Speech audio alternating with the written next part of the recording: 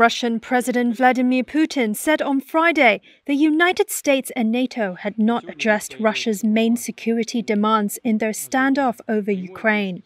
But Moscow is ready to keep talking.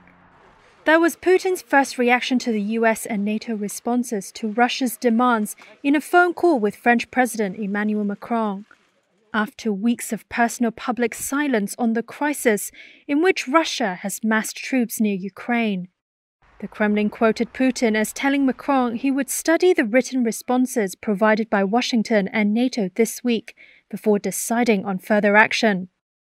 It said attention was drawn to the fact that the US and NATO replies did not take into account Russia's principal concerns. Those include avoiding NATO expansion, not deploying offensive weapons near Russia's borders, and returning NATO military capabilities and infrastructure to how they were before former Warsaw Pact states in Eastern Europe joined. The United States and its allies have warned Putin that Russia will face tough economic sanctions if he attacks Ukraine, though there are divisions among Western countries over how to respond as Europe is dependent on Russia for energy supplies.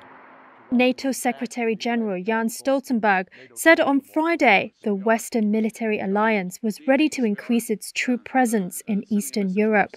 Of course, we are also ready to step up, as we actually now do, our military presence in the eastern part of the alliance to prevent any misunderstanding or room for miscalculation about NATO's ability and readiness to protect and defend all allies. He also warned Russian attack could take many forms, including a cyber attack, attempted coup or sabotage. That as Russian Foreign Minister Sergei Lavrov sent a conciliatory message to the West while echoing Putin's response. If it depends on us, the Russian Federation, there will be no war. We don't want war, but we will not allow violating our interests. And ignoring our interests, we will not allow either.